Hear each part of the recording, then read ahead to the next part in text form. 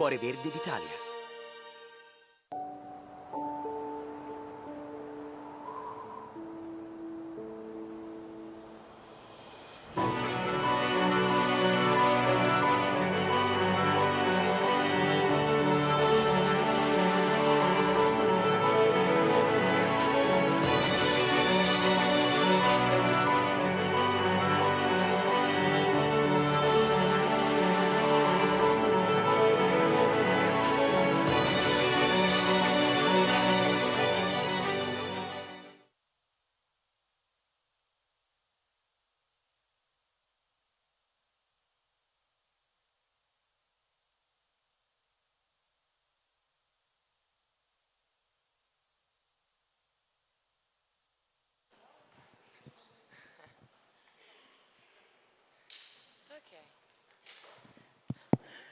Good morning, everyone. Welcome, welcome. If you are joining for the session, please do come in.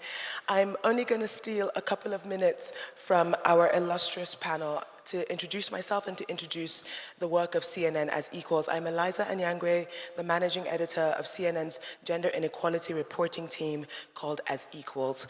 As Equals has facilitated 3 sessions of a collaborative project called the Gender Beat. What the Gender Beat exists to do is to start a conversation, or to, let's just say, accelerate a conversation that has been happening about gender journalism, to valorize it as serious journalism, as journalism that deals with 51% of the world's population, and so therefore isn't marginal, isn't niche, isn't fringe, isn't just the preserve of a certain group of people within the newsroom. Journalism that talks about the life of women and gender diverse people, and journalism that addresses patriarchy as the source of gender inequities across the world. I'm delighted that Blathnaid Healy, who was one of the founders of As Equals, who hired me into my job and who was very much involved at the start of the Gender Beat, that we were in Manchester in England dreaming up these sessions, and now here we are with you all. I'm so delighted that we can have this conversation, but please do find out about the work of the Gender Beat as we try together to take gender journalism into a different space. Thank you very much, and now over to Blathnaid. Thanks so much, Eliza. And thank you all for joining us this morning. Thank you to Eliza. Thank you to the rest of the Gender Beat team, Huyi, Ankita, Megan, and Ashley Novak, who has been producing these events too. I'm absolutely thrilled to be here on this wonderful panel this morning, joined by Catherine Gicheru and Sisi Wei. And we are going to, the objective of this panel is to take a look at the issue isn't behind us right now, but we are looking at the subject of inclusiveness for all genders in the newsroom, making them safe places. And our objective over the next sort of 45 minutes or so is to have a conversation about the contemporary state of that, and also, some of the experiences that these 2 incredible news leaders can share and impart. We also want to make this a very inclusive session in terms of the audience, so we will be taking questions. Once we get through the introductions, we'll be taking questions throughout. So if you have something you want to contribute, a point you want to make or input, please, once we get kind of through the introductions, feel free to throw your hand up and we'll get someone to you with a mic. So I will start by handing over first to Catherine and then to Sisi to just do some introductions. And over to you, Catherine, first.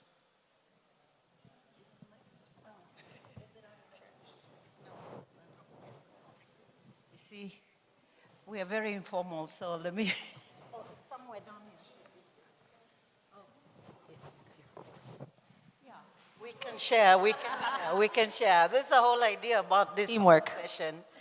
I know a few of you, and I know your work, but I keep calling myself a veteran journalist. That's what everybody calls me, because it makes me feel old, but I'm not very old, I'm very young. But basically, I have kind of been the person who breaks the mold, unfortunately. For some people, they think it's wrong. I've been working as a journalist for the last 30 plus years, and now I run an organization which is trying to do something about making sure we have a strong cohort, a big cohort of women who are still in the newsroom, so that we can try at least and grab that space that we deserve to make sure that our voices are heard. Like Eliza said, we are 51% of the population, but we tend to be heard 2% in terms of the voice if the media is as far as the media is concerned. So I work with the Africa Women Journalism Project, and that's our objective, to try and train, mentor, as well as support newsrooms to be more gender diverse, as well as make sure that they don't throw out the women when we know newsrooms are firing people, but we're hoping to show them why it makes sense to keep women in the newsroom, as well as to produce not only content that serves the women audience they're not serving anyway, but also because it makes real business sense, because at the end of the day, you need to reach the 51 you're not talking to right now, and who else better than to talk to them and to amplify their voices and their issues than women journalists. That's in a nutshell. So thank you. Thanks, Catherine. Sisi? Yeah, hi everybody. Very happy to be here with my panelists.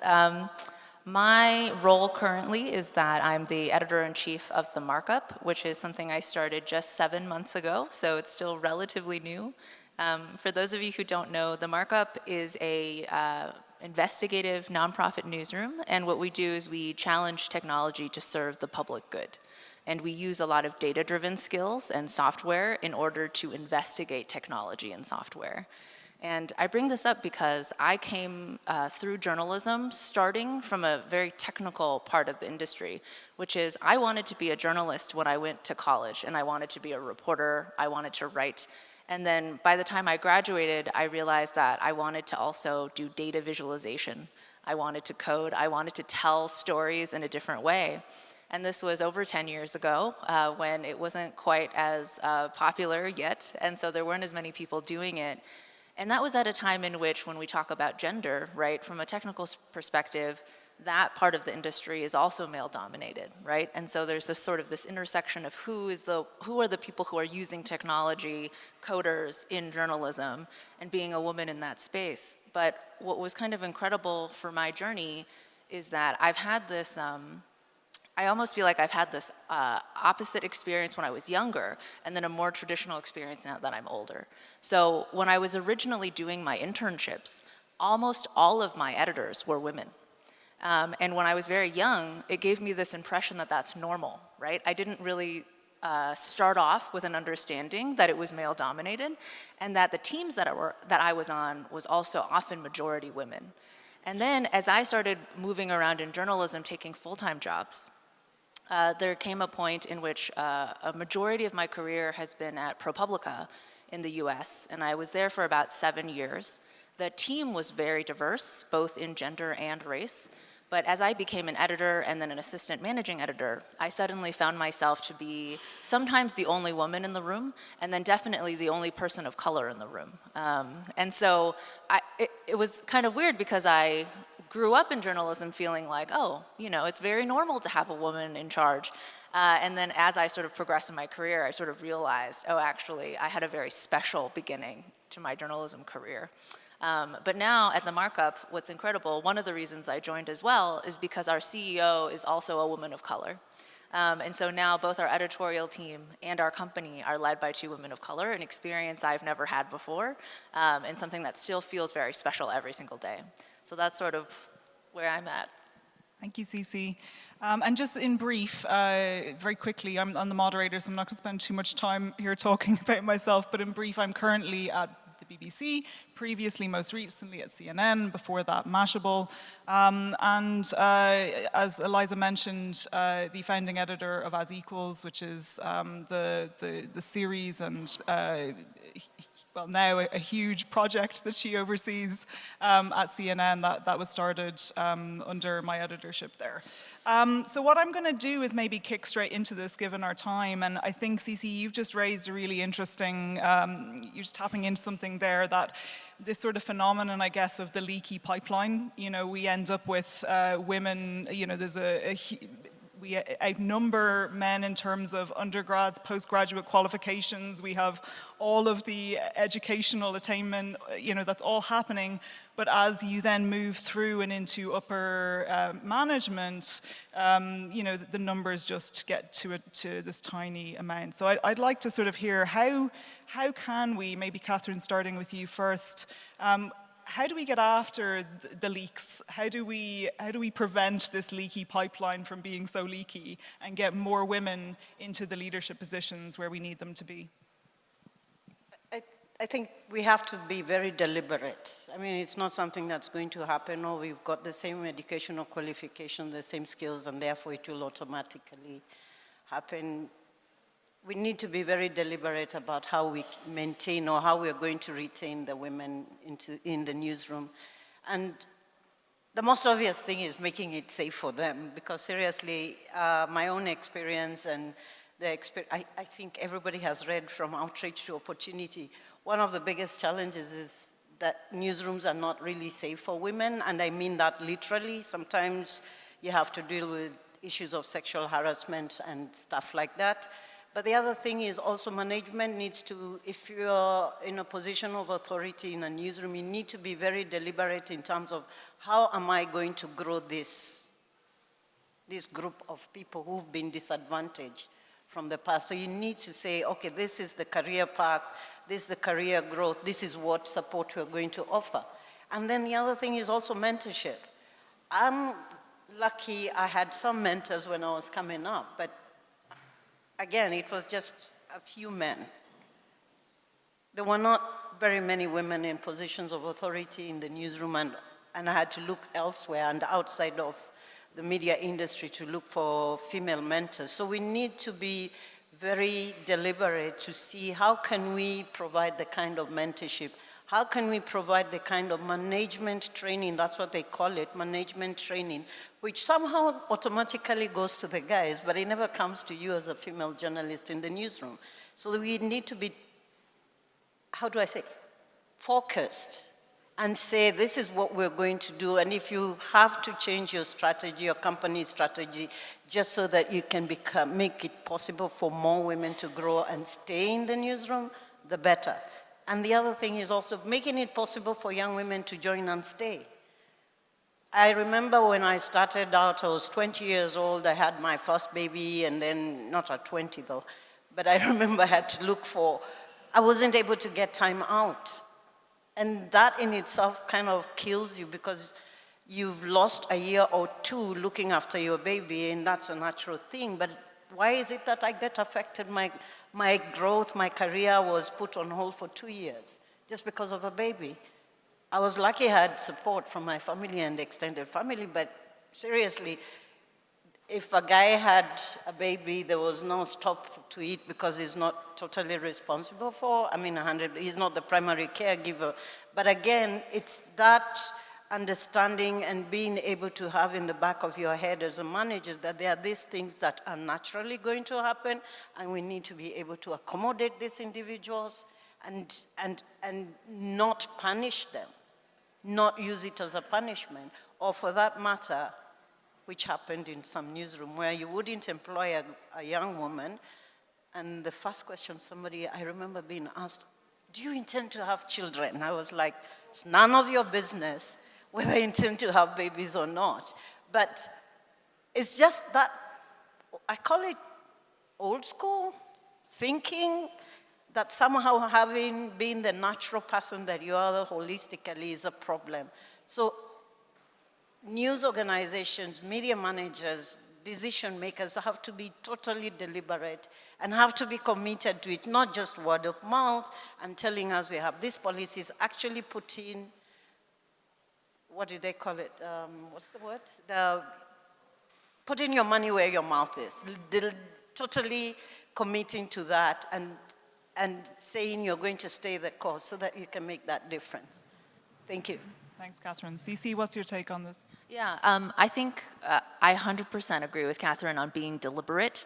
The only point I would add is something I think a lot about is the idea of providing equal opportunity to your staff, right? So if you are managing a team, a newsroom, anything, thinking about what are the types of work that are being done and who gets the opportunity to do what a friend of mine calls the glory work, and who has to do the housework. And this concept isn't new, right? But just the idea of being deliberate about that. So who is constantly doing the behind the scenes work that they don't get credit for, that doesn't help them build their career in a public way, right? And then who gets a sort of a pass? Someone who doesn't want to, help out with the internal team meeting because they're too busy doing the journalism, right? When actually, in fact, you can create a system in which it's equalized. So everyone sort of rotates, right? And thinking about what are the types of work that your team has to do, and making sure that everyone is doing every type of work, and everyone has an opportunity to do the glory work. And I think that will help people in their careers, not just at your company, but at the next place, and the next place, and the next place. The other thing I will say is just from the perspective of the individual on trainings, right? That really resonated with me because I have had to ask for the trainings that I want.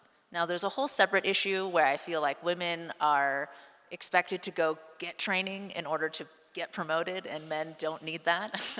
But when you yourself identify a training you want and you think would be very beneficial to you, there was a situation in which I first asked my company, not in my current job, in a previous job, for training, and they initially said no. And I thought about it and I said, you know what, my boss is not the one making the decision, right? His boss is. And so I'm just gonna ask to talk about it, like why no? And we had a conversation and I sort of laid out why I still wanted to go, why I thought it would be beneficial, how that would translate to me being able to teach other managers in the newsroom. And at the end of the day, I changed his mind and he let me go. And it was a substantial financial investment. But I think nothing that I said in that meeting, I think was convincing. It's just that I wanted to have the conversation face to face, and that he had to sort of talk to me about it, as opposed to someone that reports to him says somebody on their staff wants to go to this training. And I think even having that conversation sometimes can make the difference. And that speaks then to that kind of additional burden, right? That there's always that kind of extra, it's a burden or an expectation, whether, as you say, it's kind of the extra training or the having to push harder. How are you supporting people in the newsroom as they are carrying that extra burden? What are some of the resources that you're using to help support yourself as you're sort of dealing with that reality and helping, obviously, as you advance and become, your incredible newsroom leaders and leaders in your industry, you're changing those paths yourself, but you're still operating in the world that sort of expects this extra. How do you support yourself and how do you support others around you? Catherine? Okay. First of all, I am very realistic. I'm not going to change the world tonight, maybe tomorrow. So I set kind of practical, unrealistic goals. And my thing, I keep on saying it's, I want to change one newsroom at a time. I'm not going to change the whole newsroom, like all the newsrooms in Kenya, all the newsrooms in Africa, and hopefully the world. But just first of all, changing attitudes within the newsroom, and one of the ways I do that is having, like you keep on saying, having conversations and getting people to actually have these difficult talks with news managers, especially male news managers. It becomes something that they have not thought of, but when they start thinking about that, then the other thing is also reaching out to other people who have similar kind of convictions, if you want to call it, or obsession. I think sometimes it's an obsession. So where you can, they have dealt with this problem before, or they are dealing with this problem and understanding and learning from them. What is it? What makes a difference? And one of the other things I do, and it keeps on coming back to mentorship. I keep on calling it mentorship. I don't believe I have all the answers, but I know people who might know something about this. So reaching out to people who may have experienced something differently than I am, but it's the same problem and have come up with solution. So reaching out with those kind of people and creating a network. So for example, right now we have a network of awesome women journalists who are very experienced. One of them is here right now.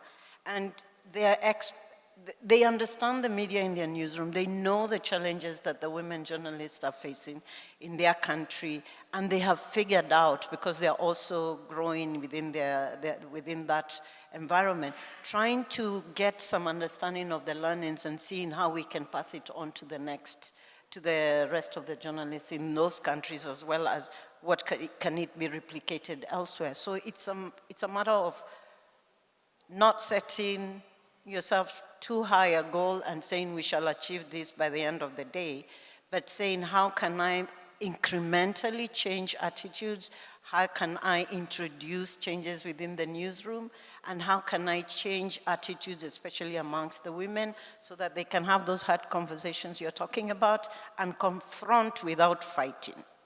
Okay, sometimes you might end up doing this, but you just need to be able to ask those hard questions, getting people to especially women journalists, to a position where they're able to ask hard questions of their managers and demand to be told, why am I not getting that assignment, or why am I not getting that training, or why am I not getting that promotion? Because if we can change those kind of, I call them incremental changes. If we start there, we might overall change the whole ecosystem. This is where we get back to where do we need the change, right? On the one hand, do we train in negotiation skills so that we're stronger negotiators, or do we change the context so you don't have to negotiate? And I think that's the question, right? This is where do you put the resource and the time to build that kind of capacity, right? You need to do both. You need to do both. We need to be able to learn how to ask we need to be able to learn how to ask for things we want.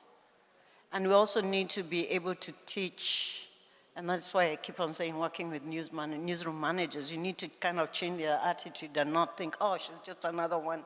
She just wants this training and that's it. But we need to be able to show why it makes a difference. So there is a way of working both ends without burning the middle. Essentially, you're working from the bottom up, if you want to call it, and top down. But really, there's at the individual level, which is the individual journalist, but then there's the institutional level, which is talking to news managers and looking and saying, oh, you've got beautiful theoretical policies and nonsensical strategies, but you're not going to make sense out of them if you don't change the way you're actually doing things. And the doing thing is the one which is difficult, and getting them to change and think, how can we do differently, and understanding why should we do differently, what does it mean? Because most editors, when you tell them, oh, you're going to make some money out of this, they'll say, yeah, I'm doing it. Because everybody is desperate for money. But if you just tell them, oh, okay, you need to do it because it is your responsibility, or it will show you a gender positive or whatever nonsense, they'll be like, who cares? It's never written here, so why should I care? So I think you need to work both ends. At the individual level, empowering, skilling women journalists to ask and demand and fight for what they need and what they should get as a right, and teaching the managers that you're not doing them a favor. It's a prerogative, and it's a right, and it's something that is good for the bottom line at the end of the day. And it's their job, right? Yeah, it's their job. I don't want to forget the audience for our other participants in the room, so just a very quick check. Any questions? We've got some questions, okay. Hello, can you hear me? Thank you very much. This is such an interesting conversation. I've really enjoyed these kind of panels. From experience, I found that as a woman, and a woman of color particularly, I've had to work a lot harder to get to a position of, as a management, and I finally made it. But what I'd like to ask the panel is, it's difficult, right? Especially when you're fighting racism, or when you're fighting gender discrimination, etc. It shouldn't be just the one party making the moves or having to fight. We need the allies. So how do we get men, especially men who are the ones in power when we come to gender discrimination within newsrooms, to be our allies and to understand where the problem is? Great question. Sisi, do you want to go first? Yeah, sure. It's a great question. I completely empathize with your situation. There were moments where, in the room that I described, where I was sometimes the only woman. I was one of two, so if the other woman didn't come to a meeting, it was just me. And then the only woman of color, or person of color, there were moments where we would talk about things related to racism or diversity or inclusion, and a question would be posed out there. And if I said nothing, slowly everyone would just look at me, right, waiting for my answer to this whatever problem, right, that I had all the solutions. And I was like, this is very uncomfortable and not how this should work. I would say, I don't have a perfect solution to this. I'll tell you what I have done, which unfortunately is, again, more work that we have to do as women of color. But I have learned that the best allies that I look for in my male colleagues, especially my white male colleagues, is people who clearly want to do the right thing, right? And there's different levels of how much people educate themselves and sort of really think through what other people are dealing with so that they can be the most helpful possible. But with folks who I know have the right intention, then what I can do at least is in the right moments, I'm willing to sort of help them understand my experience and to educate them on, okay, the reason why this plan is not exactly equitable is because you didn't think about this. And that's because we can sort of establish that our goals are the same, right? We both want this sort of equity. And I'm willing to sort of help you get there tactically, right? And then I also make it very clear though, like I can't do this every time, right? Like you should also do your own homework, but I'm much more willing to help than people who sort of say they have good intentions, but you never see any sort of follow through in actions. And so in a way, I would say there are some allies who are great, like they do their own work, they work with you from the beginning, and then there are other allies that you can help grow and flourish in that circle.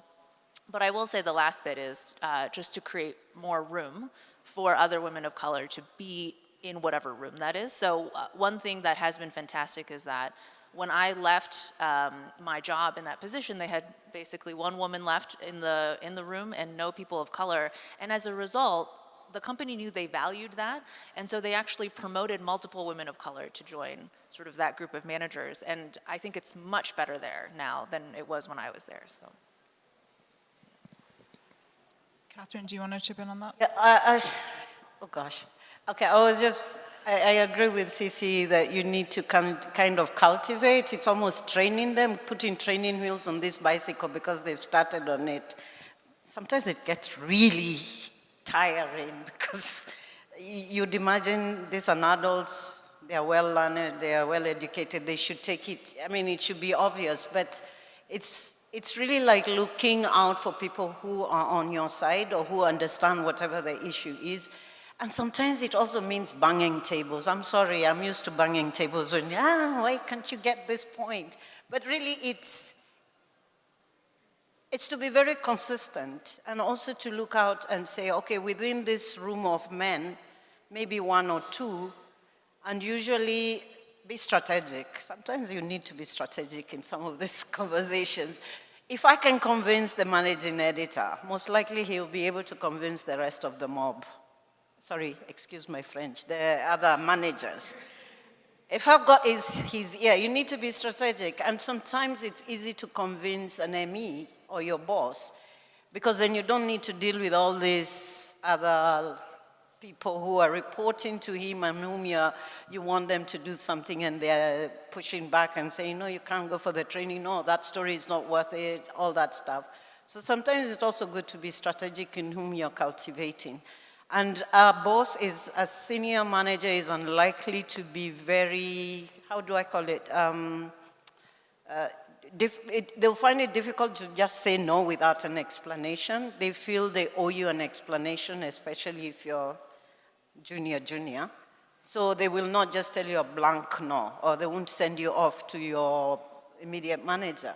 So I found myself actually trying to, I did this at The Nation where I'd convince the managing editor because then I know I don't have to deal with the section editors, because at some point, and it's not being, how do I call it, jumping over their heads, because then again, that's a problem. But it's actually telling this individual, you're reporting to, hey, I hear you, you said no, but do you mind if I go upstairs? I'm going upstairs. And then they say, I have no problem, go upstairs and talk to whoever, but that's my decision. And then when they come back, you're like, oh, okay, the manager said that, no, I'm not reporting. The manager might come back and tell them, okay, you have to do this story, or we need to do this story. But it's not like I'm saying, I got you. No, it's like, oh, thank you so much for letting me do this story. I know when to be humble and show humility, and I know when to crow, but I also need to be strategic in terms of who am I going to bring on my side, and what other value can they, not just for today, but moving forward. Yeah. Great. I think we have another question over here, and then we'll come to the front row next. Hi, my name is Pamela. I'm from Kenya, and I work in a newsroom. I'm really happy with the conversation that's happening right now. And my question is, Catherine, I hear you when you say when you are in there, you need to be strong enough to fight and to fight for the other women. My problem is, who watches the media from outside? Who is the media watchdog, and what are they doing about this kind of inequalities that we see within the media? Can we look at situations where we can put out an index every year of representation in media and actually shame some of these media houses? Because again, when you are inside, it's very difficult to call out your own organization. But we need allies from outside who will call out some of these organizations and expose them to the rest of the public. Thank you. I think it's like when we're going, I mean, one of the things I know, Pamela, and congratulations to you for being the only woman in a big newsroom, be senior editor. I mean, we have to give, it's the biggest newsroom in East Africa, and she's the most senior woman in that newsroom, and I think you're the only one in the region, which is in itself a big leg up for you, but also it just goes to show the lack, what we don't have. I agree we need people from outside to look at us and kind of gauge what we are not doing, because we are the ones who keep on telling people, oh, we are not meeting 2/3 gender rule in parliament, and we keep on singing a song about that in our stories. Yes, looking for allies outside, but the naming and shaming really does not, at some point, it will become old and people don't really care. What really matters is when it hurts their bottom line. So you name and shame and hurt their bottom line, then they might be forced to do something. But for me, internally, from the get-go, from the beginning inside, as we're inside, we need to start looking at what we're doing and being able to start measuring if it was possible. How many times am I quoting a woman? What are we doing in terms of how we're representing the women and all the rest? Once we start collecting that information, even if we are to look for allies outside to gauge what we're doing, then we have an understanding as to where our gaps are and how to fill them, and then we're able to respond. So I agree, getting people outside to look in, but we need to start from inside. We already know what the problem is. Can we start doing something practically today, or rather after we leave Perugia, to start measuring what we're doing? I know some newsrooms have rules that say you must have at least, out of every 5 sources, you must quote a specific number of women. That's a beginning. But even, that's a good beginning, but then doing an overall kind of audit on a regular and getting the newsroom to look at what is happening within the management. How many women have we actually got on the fast track for management, and why are we not doing HR policies? What do they say? Why are we not implementing? Pointing that out, I think is, I mean, even before I get outsiders to look in, I want to start asking those questions inside. Thanks, Catherine. We had more questions. I think we're over here. And then Eliza, we'll come to you next. Hello, my name is Nella, and we're talking about allies, and I have a feeling that there are persons willing to be allies, but an angry man is an ambitious man, an angry woman is an hysterical woman, and I feel like feminism has such a big stigma, and they're hysterical women. How do we change this stigma and not looking for allies, but changing the stigma? How can we do that?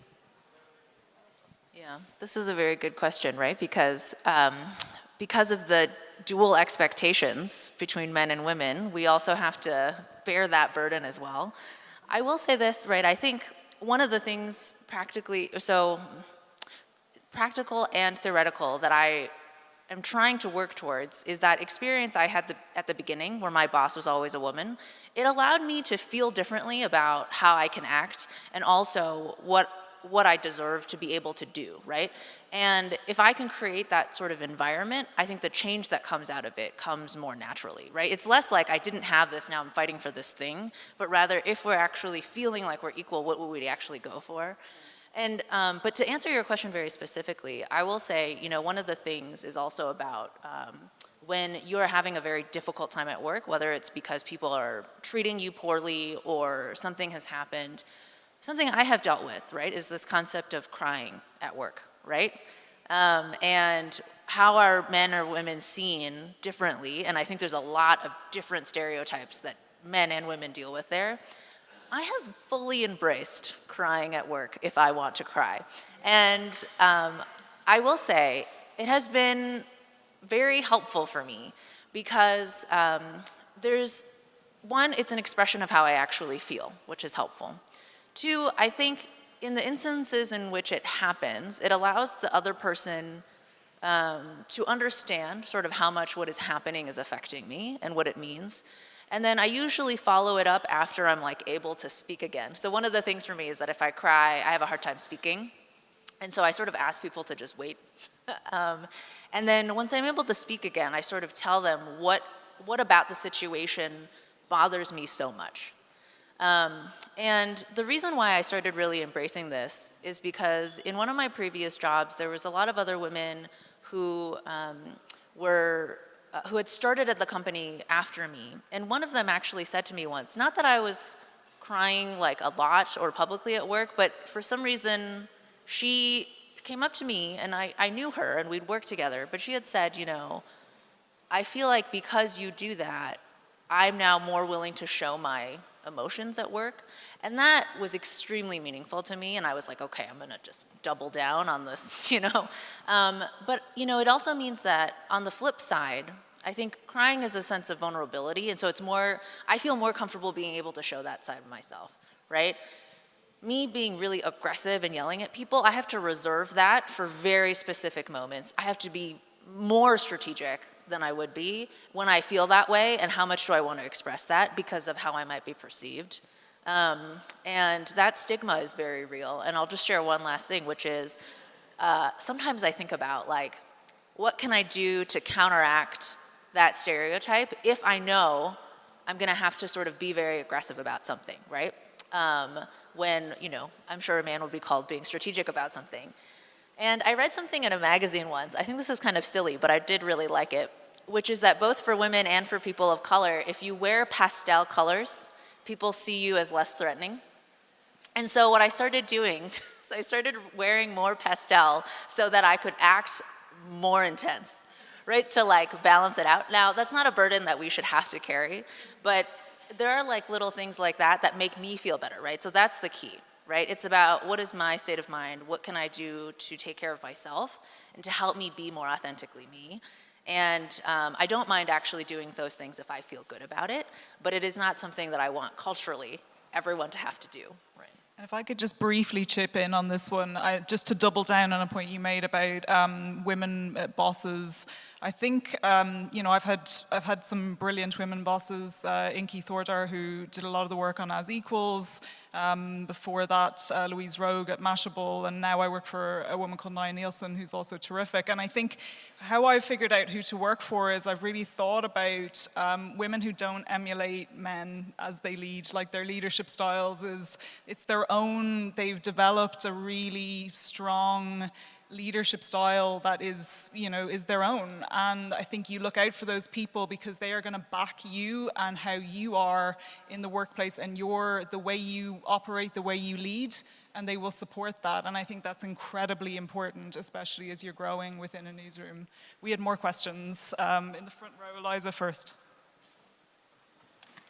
Thank you. Thank you for a really interesting discussion, all. I'm curious, we don't have to take this on now, but this, the idea of weaponized tears, right? And you dealing with someone else who cries at a drop of a hat when you're saying something that perhaps if they heard it from a man, they probably wouldn't cry, and how you then have to carry that. I'm curious about that, but that wasn't my question. I have a couple. The first is, we have framed the conversation as being about all genders.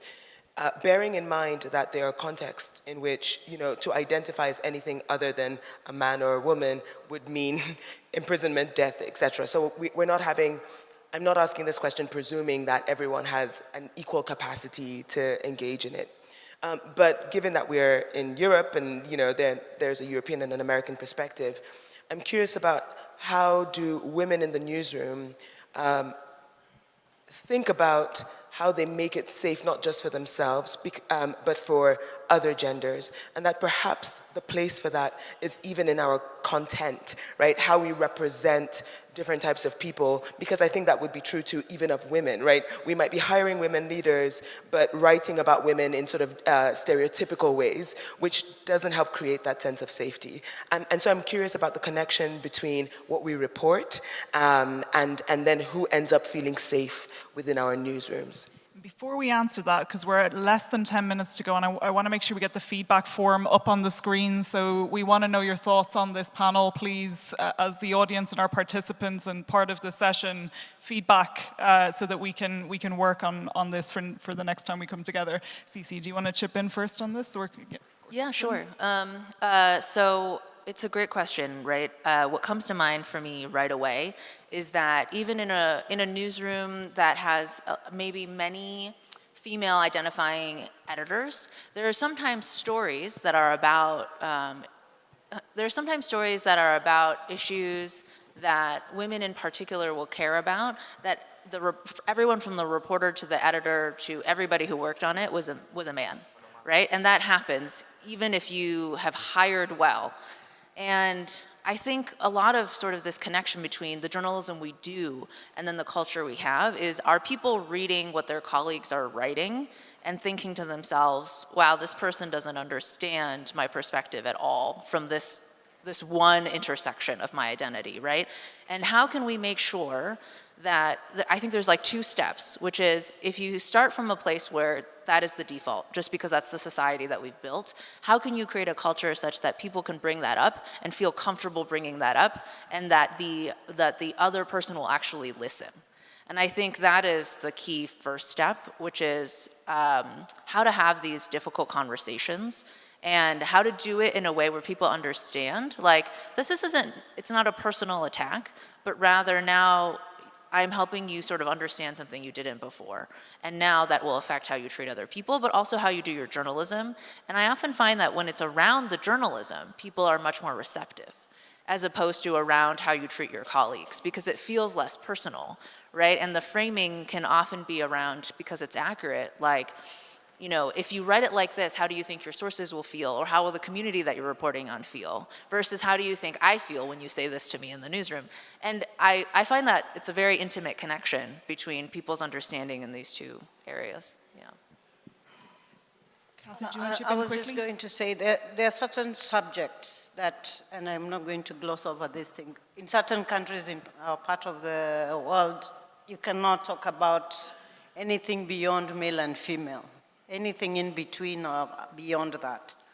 So when it comes to making sure that your newsroom is inclusive, it's not to report on these issues in such a way that you identify the individuals, not to do it stereotypically, because sometimes that's really the beginning of the problem, and sometimes being able to frame whatever crap, excuse my French, whatever the people are talking about, especially politicians or religious leaders, trying to be able to push back in such a way that you put they are nonsense in context, if you can figure it out, and if you can't, being able to present the issue in a more informed manner, because a lot of times it's because of lack of information.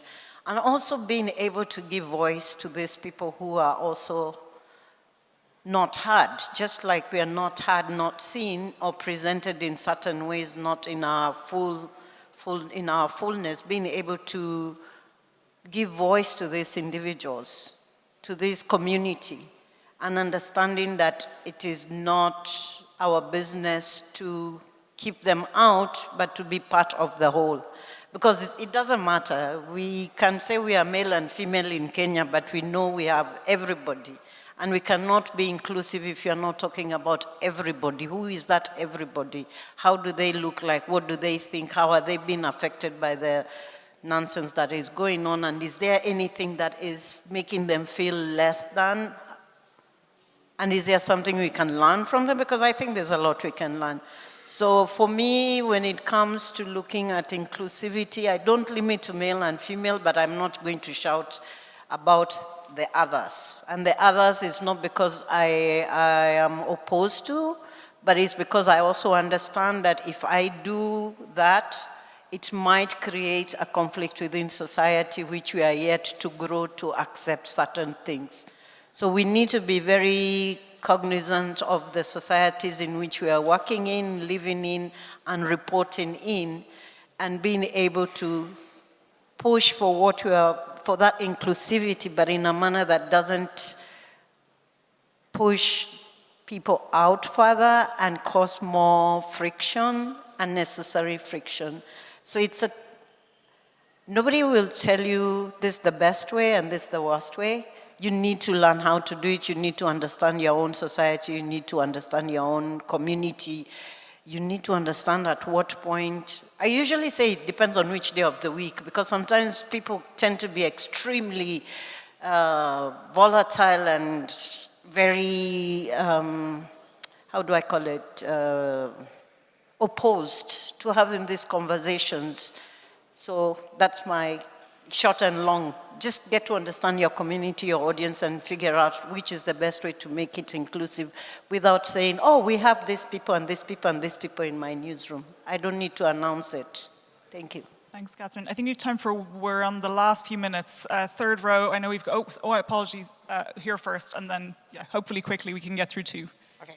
Hi, I'm Amanda Barrett at the Associated Press. And I wanted to come back to the young lady's question about how to make sure that you can do the work you want to do. I think there are two things that we need to remember. One, it's not just our responsibility. The men in the room own this responsibility. And as a journalism organization, we all own the responsibility. So it's a shared responsibility for everyone to be inclusive. And the other thing I think that we need to remember is when you show the success that you've had with your stories, when you get the page views that were really successful, you get the feedback from commenters, it makes it easier for the next time you go with the story that you want to do to say, hey, I had a really successful time with this story, so then it should be easier the next time to say, we're going to cover this event or this story or this person or community. Great points, and maybe next year we do this again with with a panel of male newsroom leaders, same subject. Last question, third row.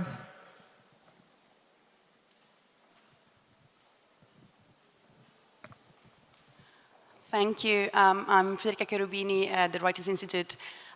We often say that it's lonely at the top, but we also know that it's even more lonely when you are representing a group that is marginalized. And so how can, as a system, as an industry, we can build a support system so that we don't leave the burden of being the person who made it to the top and stands out because he's different from everyone else around them, to feel the burden of also having to be the one who succeeds, right? Because you made it at the top, you've seen as an example, you look up by people around you as the person who made it. That adds a lot of responsibility on the shoulder of the person. What can we do as a system to support who makes it to the top, to not make them feel lonely? Thanks for the question. We've got to answer this in a sentence because we've got to bring this home on time. So very quickly, Sisi, do you have any final thoughts on that question?